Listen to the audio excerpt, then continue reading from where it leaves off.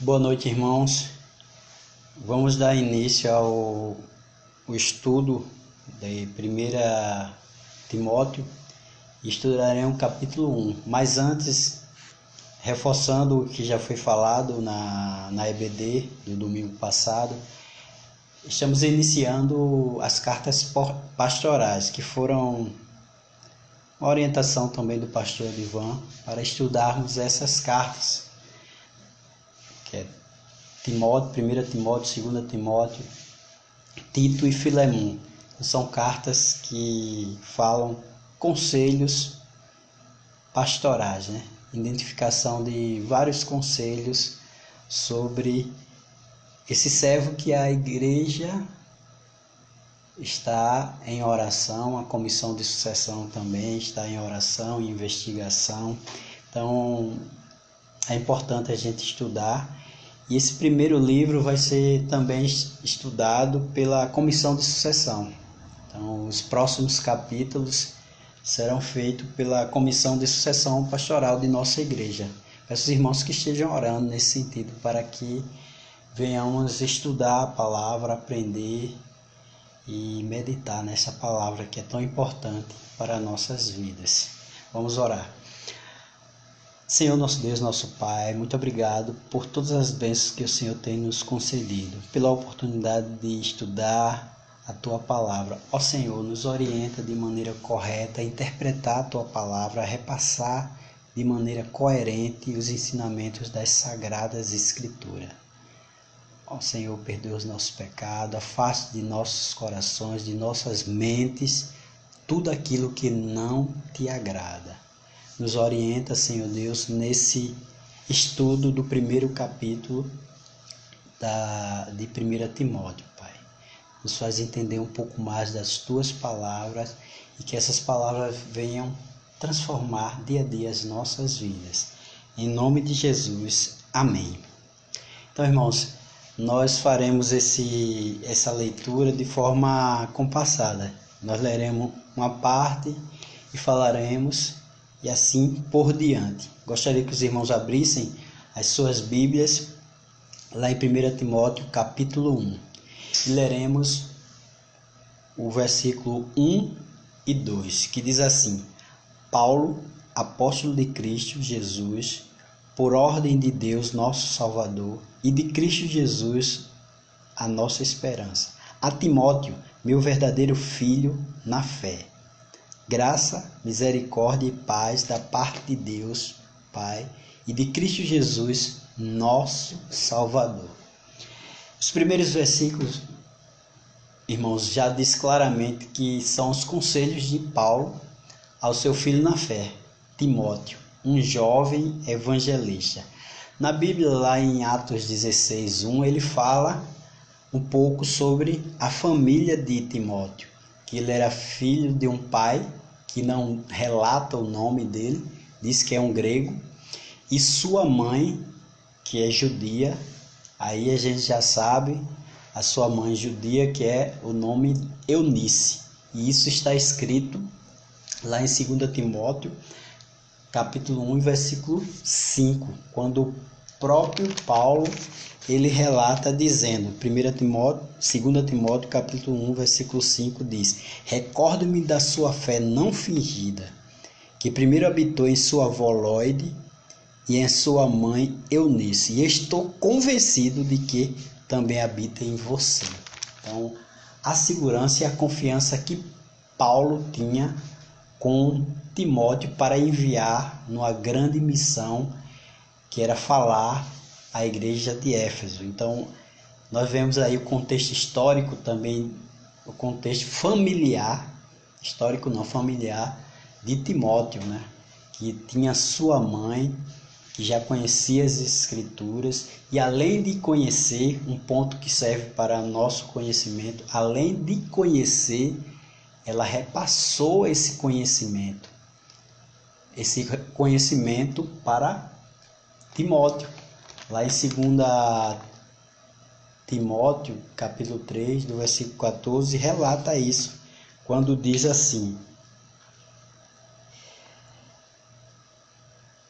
Quanto a você, porém, permaneça, palavra de Paulo, quanto a você, porém, permaneça nas coisas que aprendeu e das quais tem convicção, pois você sabe de quem o aprendeu. Porque desde criança você conhece as Sagradas Letras, que são capazes de torná-lo sábio para a salvação mediante a fé em Jesus Cristo. Então, os ensinamentos em nosso lar é essencial, irmão. Ensinar as nossas crianças, ensinar os nossos filhos.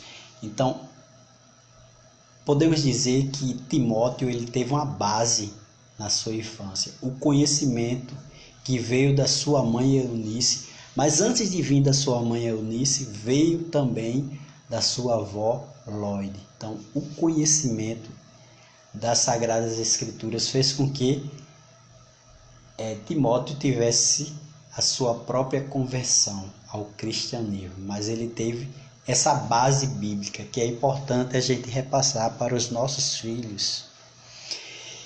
E do versículo 3 ao 6, que a gente vai ler agora, aqui ressalta Paulo, ressaltando a Timóteo que permanecesse em Éfeso para ordenar a certas pessoas sobre falsas doutrinas que eles estavam ensinando. E diz assim a palavra, do 3 ao 6. Partindo eu para Macedônia, roguei-lhe que permanecesse em Éfeso para ordenar a certas pessoas que não ensinassem doutrinas falsas e que deixem de dar atenção a mitos e genealogias intermináveis que causam controvérsia em vez de promoverem a obra de Deus, que é pela fé. O objetivo desta instrução é o amor que procede de um coração puro, de uma boa consciência e de uma fé sincera. Alguns se desviaram dessas coisas, voltando para discussões inúteis. Então a gente destaca aqui que Paulo ressalta as doutrinas não fundamentais em lugar da verdadeira piedade, as que em lugar de edificar a vida cristã causam disputas, causam confusões. Então eram debates intermináveis. Em algumas versões também fala sobre fábulas, que ali em Éfeso tinha uma corrente muito forte de judeus. E segundo alguns teólogos, Paulo fala de fábulas, que algumas versões bíblicas, ao invés de, como eu li aqui, atenção a mitos, algumas falam sobre fábulas. E alguns autores dizem que essas fábulas, possivelmente, a espécie de lendas sobre personagens do Antigo Testamento que são encontrados em muitos dos escritos apócrifos judaicos. Então, eles estavam prendendo muita gente, ensinando esses tipos de fábulas e de genealogias. Destaca aqui intermináveis que causam controvérsia em vez de promoverem a obra de Deus. Isso é interessante também, irmãos, discutirmos que nos nossos dias também tem pessoas que passam a debates intermináveis que geram mais confusões do que conhecimento bíblico. Dizendo isso, eu não quero dizer, e a gente não precisa se aprofundar na palavra? Sim, precisamos se aprofundar na palavra. Mas existem debates que o Espírito Santo mesmo nos orienta, olha, não vai ter fim esses tipos de debate. Esses tipos de debates que existem no meio evangélico hoje, existem debates que não é para o aprimoramento, o aperfeiçoamento, mas para dizer, olha, eu sou de fulano, eu sou de cicrano, eu sou da corrente tal, e a gente esquece o principal. E qual o principal? Pregar Jesus Cristo. Dizer que Jesus Cristo morreu numa cruz para salvar o pecador, para salvar aqueles que estão distantes. Então, se a gente se prender, focar os nossos esforços a esses tipos de debates, que até no versículo 6, o apóstolo Paulo, alguns se desviaram dessas coisas, voltando-se para discussões inúteis. Então ele até relata discussões inúteis. Paulo, ele tinha segurança para falar isso. Sabe por quê, irmãos? Tanto Paulo como João, como Pedro, porque imagine se ele parasse para ficar debatendo entre os irmãos, esses debates intermináveis. Será que ele ia alcançar tantas almas? Será que ele ia plantar tantas igrejas? Então devemos estar atentos a isso, irmãos. Ao invés de debater tanto assuntos que não é orientado por Deus debater, ao invés disso a gente estaria pregando Cristo, ensinando as pessoas sobre Jesus Cristo. Então é bom a gente também ter essa sabedoria vinda do alto, para que a gente não se prenda a debates intermináveis. Outro assunto também, irmãos, essencial é o versículo 5. O versículo 5 ele fala sobre o amor. Esse versículo é onde ele quis destacar. O objetivo desta instrução é o amor que procede de um coração puro, de uma boa consciência e de uma fé sincera.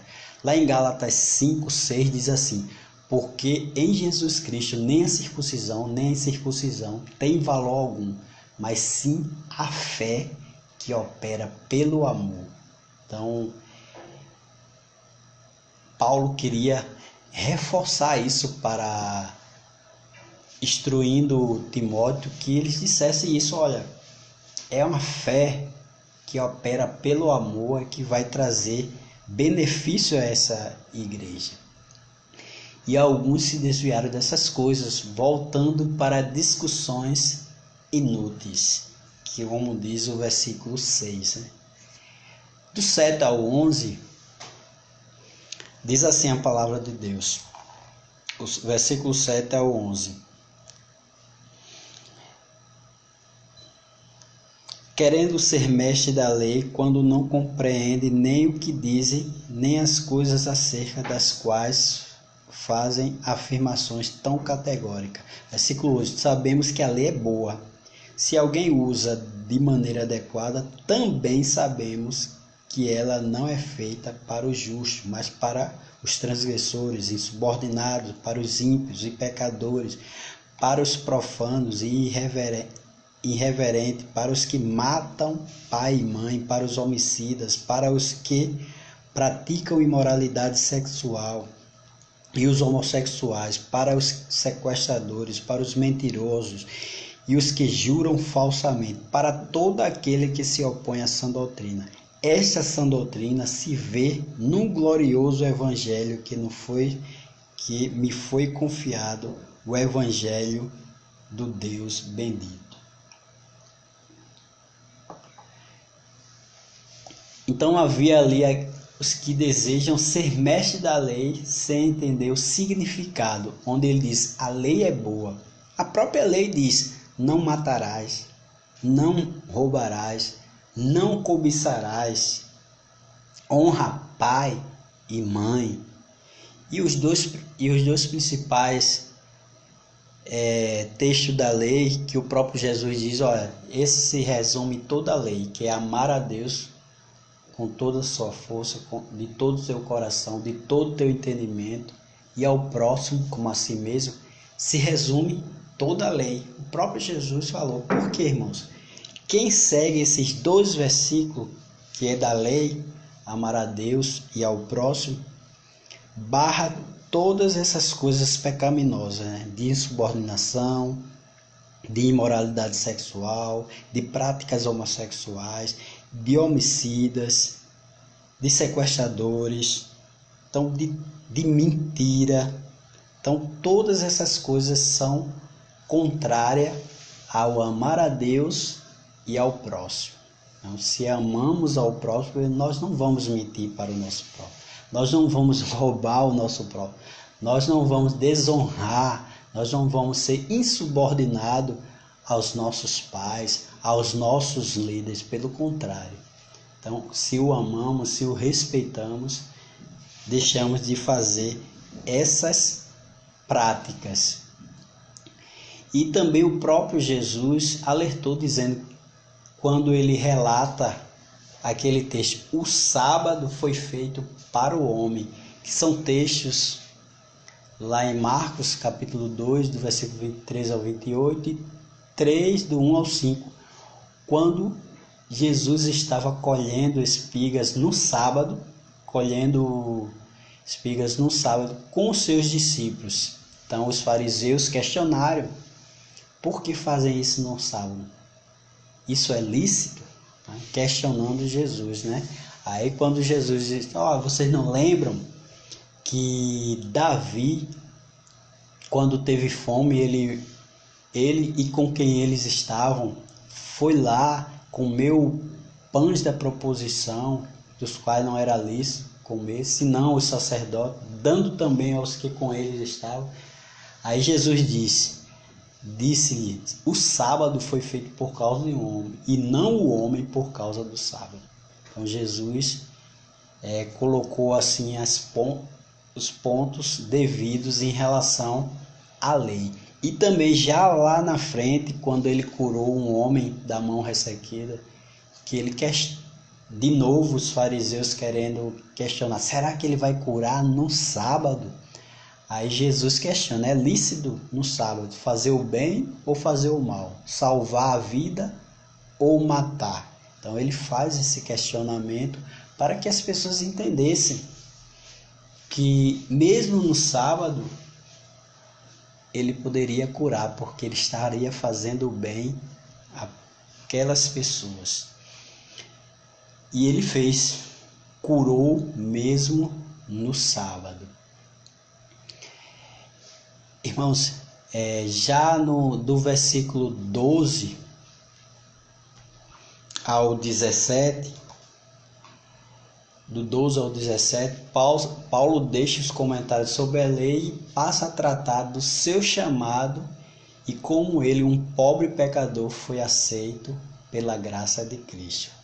Diz assim, dou graças a Cristo Jesus, nosso Senhor, que me deu forças e me considerou fiel, designando-me para o ministério. A mim, que anteriormente fui blasfemo, perseguidor, insolente, mas alcancei misericórdia, porque eu fiz por ignorância e na minha incredulidade. Contudo, a graça do nosso Senhor transbordou sobre mim com a fé e o amor que estão em Cristo Jesus. Esta afirmação é fiel e digna de toda aceitação. Cristo Jesus veio ao mundo para salvar os pecadores, dos quais eu sou o pior. Mas por isso mesmo alcancei misericórdia, para que em mim, o pior dos pecadores, Cristo Jesus demonstrasse toda a grandeza da sua paciência, usando-me como um exemplo para aqueles que nele haveriam de crer para a vida eterna. Ao Rei eterno, o Deus único, imortal, invisível, seja honra e glória para todo sempre. Amém. Que palavras poderosas, irmão. Paulo deixa os comentários da lei e passa a tratar do seu chamado, como ele, um pobre pecador, foi aceito pela graça de Cristo. Antes ele era blasfemo, perseguidor, insolente. E agora, como os irmãos sabem, antes Paulo perseguia a igreja e agora Paulo passou a ser perseguido pelo amor de Cristo. E também ele diz que, pois fiz na ignorância, na incredulidade, Deus não concedeu a ele, Paulo, o que ele merecia, mas o que ele necessitava. Deus fez isso conosco também, irmãos. Nós merecíamos a condenação, mas o seu grande amor, através de Jesus Cristo, nos deu aquilo que nós necessitávamos, a salvação. Mas essa salvação só é possível quando nós nos arrependemos. Nós reconhecemos o senhorio de Jesus Cristo. Irmãos, o versículo 15 também é forte quando diz: fiel é a palavra e digna de toda aceitação. É bem forte essa frase que alguns comentaristas começaram a pesquisar e perceberam que essa expressão chama a atenção para um ponto importante.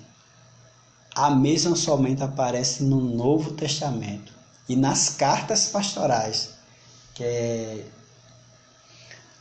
também lá no capítulo 3 de 1 Timóteo, versículo 1, capítulo 4, versículo 9, 2 Timóteo 2,11 e Tito 3,8. Então, fiel, irmãos, é essa palavra e digna de toda a aceitação.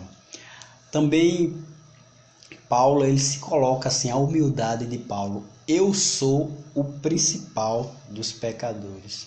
Paulo não se caracterizou assim antes da sua conversão. Detalhe, pelo contrário, na medida que ele crescia em Cristo, Paulo tornou-se mais e mais consciente da sua própria pecaminosidade. Interessante, né, irmão? Um servo como Paulo, fiel a Deus, escritor de vários livros, mas cada vez que ele se aproximava de Cristo, mais ele reconhecia que era um pecador remido, mas era um pecador e dependia sempre da graça regeneradora de Cristo. Então é importante a gente seguir esse grande exemplo, né? Para que a humildade venha prevalecer em nossas vidas. Quanto mais se aproximar, mais dizer, Senhor Jesus, eu não mereço, eu sou um pecador, eu preciso se aproximar mais e mais da tua presença. Glória a Deus por isso, que venhamos agir assim, irmãos. E os últimos versículos, do 18 ao 20, diz assim: Timóteo, meu filho, dou-lhe esta instrução, segundo a profecia já proferida a seu respeito, para que, seguindo-as, você combata o bom combate, mantendo a fé e a boa consciência que alguns rejeitaram, por isso naufragaram na fé. Entre eles estão Himeneu e Alexandre, os quais entreguei a Satanás para que aprendam a não blasfemar. Aqui, irmãos, finalizando a instrução para que o jovem Timóteo se mantivesse firme, combatendo o bom combate, e não seguir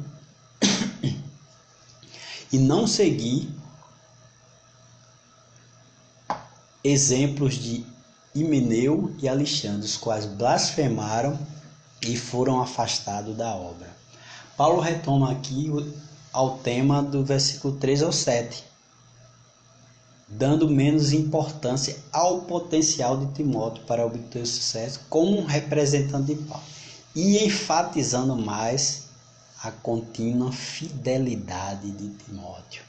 Você observa aí, mantendo a fé e a boa consciência de alguns, e a boa consciência que alguns rejeitaram. Então, mantivesse a fé. Então, Paulo, ele enfatiza que Timóteo precisava se manter fiel às Escrituras, fiel a Cristo. Isso é importante, porque senão, como muitos naufragaram na fé, entre eles Himeneu e Alexandre. Então, aí ele é bem forte, bem enfático. Gostaria de destacar aqui Himeneu e Alexandre.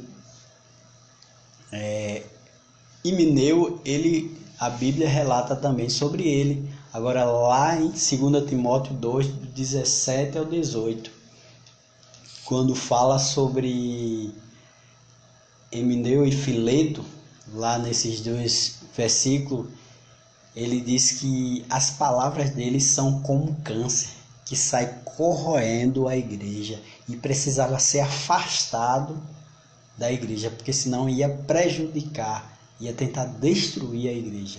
Já Alexandre, em 2 Timóteo, capítulo 4, versículo 14, fala que é um homem ferreiro que trouxe muitos males a Paulo. Então, esses dois, Paulo diz umas palavras bem fortes. Entreguei a Satanás. Pesquisando, a gente analisando, alguns teólogos diz assim, que provavelmente essa seja uma referência à exclusão dessas duas pessoas da comunhão da igreja. Portanto, foram devolvidos ao mundo o domínio de Satanás. Porque eram pessoas que estavam ali para destruir. Então precisavam ser afastadas para não mais blasfemarem.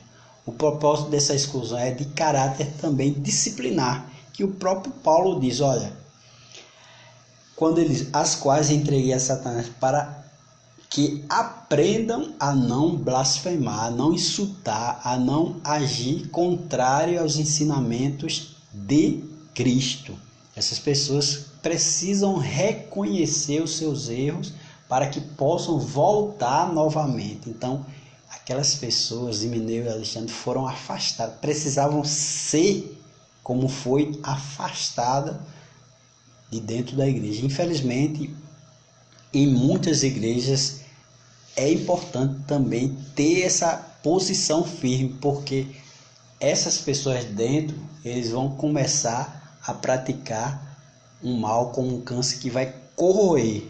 Então vão trazer doutrinas contrárias às sagradas escrituras e precisamos estar atentos. Agora, claro, o homem de Deus, os pastores de Deus têm que ter esse discernimento espiritual. A igreja de Cristo tem que ter esse discernimento espiritual para afastar pessoas que apenas querem destruir, querem trazer uma nova, uma doutrina falsa, fábulas, genealogias intermináveis. Então a gente precisa estar atento para esse tipo de pessoas, para que eles não sejam como câncer. Então, irmãos, que Deus possa estar nos orientando para que venhamos ter o entendimento correto das Sagradas Escrituras e fixemos o versículo 5. O objetivo dessa instrução é o amor que procede de um coração puro, de uma boa consciência e de uma fé sincera. Que isso seja uma realidade em nossas vidas, que possamos ter essa fé e que seja praticada com o amor a Cristo e às pessoas. Que Deus aplique as suas palavras em nossos corações. Amém.